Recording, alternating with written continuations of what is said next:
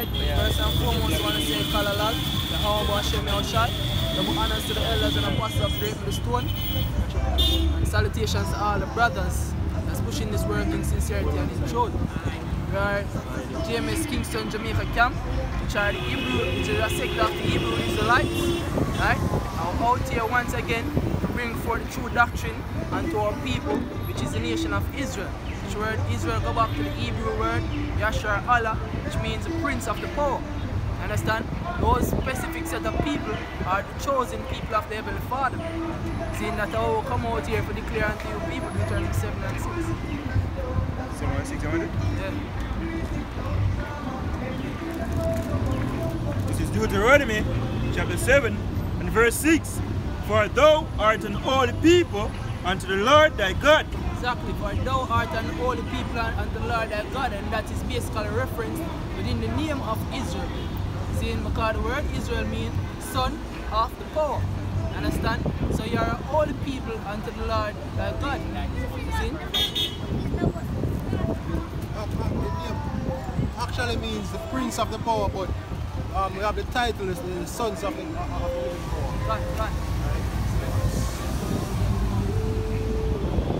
He said, the Lord thy God hath chosen thee to be a special people unto himself, above all people that are upon the face of the earth. Exactly. So you people supposed to be above all people upon the face of the earth.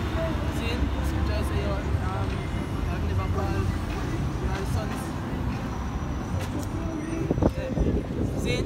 You people are supposed to be above all people on the face of the earth. See, the scripture tells us in Exodus when Moses got to Pharaoh. Yeah, see? Because the thing is that most I deal with a particular order. See? He chose the nation of Israel to be the apple of eye. So he established us as a people that are supposed to be above all people on the face of the earth. See? And as the brother did tell us, you are the sons of the Heavenly Father. See? This is Exodus chapter 4 verse 22. And thou shalt say unto Pharaoh, thus saith the Lord, Israel is my son, even my firstborn. So Israel is the sons of the Heavenly Father. See, the firstborn. So we supposed to be the people who are governing the earth right now. But as you can see, it's not so. Which nation is on the eye right now? The nation of Esau, which are the Edomites. They are the ones on eye right now, and that's why you have the name of Israel is in no more in remembrance. Because them are the one who throughout the period of history, them whip the name out of women. You understand? You have something? This is 2 Ezra chapter 7 verse 10. And I said, it is so, Lord. Then said he unto me, even so also is Israel's portion, because for their sakes have I made the world. Exactly. So this world is for our sakes. You understand? Not for everybody to come join and reign with us, but for us to reign in all preeminence, in our superiority. Because the world was made for our sake. You see, all the uttermost dwelling of the world was made for our pleasure. You understand? But as and when Adam transgressed my statutes, then was the decree that now is done. Exactly. That now is done. You see? Because when Adam, the garden that Adam was placed in, Garden of Eden, was earth. Understand? Which means pleasure. Go back to the Hebrew word Aidan. See? Which means pleasure, See? So this place was supposed to be for our pleasure. It's for us to be able to feel all the joys that the human psyche or physiology can feel. Right? But as you see it say, Adam was removed from pleasure. See? And throughout that period, then you have things like pain, sorrows, depression, and things such as you have to work assiduously to make, as the scripture tells you in 2 Ezra chapter 7. See? Scripture tells us the kingdom has become straight. See? The way unto the kingdom becomes straight. See? So it has become a position of difficulty. So as you can see right now, there's something else? You can continue, so verse 12. Then were the entrances of this world made narrow, full of sorrow and travail. Exactly. See? So, for have pleasure in this world, yo, the entrance to that pleasure is basically become narrow, full of sorrow and travail. Because a lot of pundits are great people in this world where basically achieve something. Where them tell us, say, yo, when everything with them achieve, it never come easy. You see? Well, before it wasn't supposed to be so, yo. See? Before everything was supposed to be in a certain likeness for attain the highest form of pleasure. And that was mainly for our people. See? For the Son of the Heavenly Father. Right? You have some things that people highlight nowadays and them classify as the simple things in life. Like when them say, oh, certain birds operate on certain things, and them treasure it so much, but them don't understand, say, oh, this is actually how it's supposed to be. It become a wonder or a sign nowadays when I see certain things happen, I say, oh, why we not enjoy the simple pleasures, right? But because it get corrupted as we are going up, it's basically, it's a lost status. Exactly. See, as brother say, you can call it also a lost art. You see me? Because we all things used to progress throughout them time there, from the beginning, it used to be of a certain simulation, see, which basically based upon an algorithm. See? So the process would be, say, yo, you have your family, you have the head of the family, and you have an organization beneath that. See, and everybody function as one body. And when you function as that one body, everything becomes seamless and so forth. You get to basically enjoy all the pleasures that come with being a part of a unit. You see? But right now, as you can see, the unit get, as the brother there said, the unit get disarranged.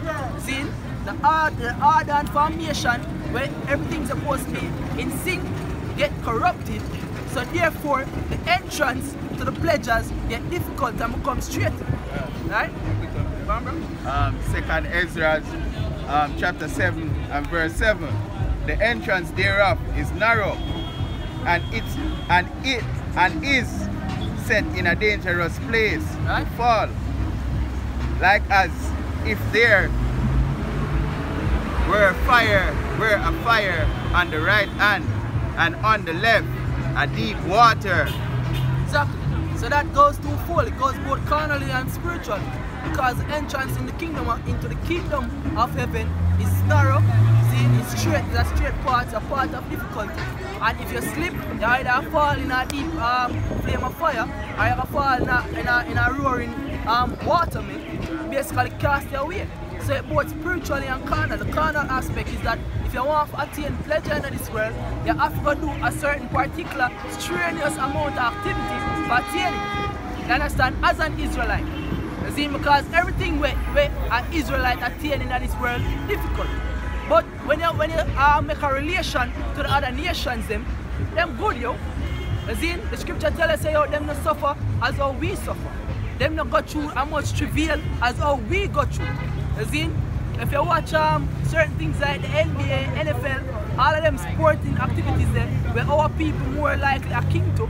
See, them always tell us, yo, them do this from them at 13 growing up, man.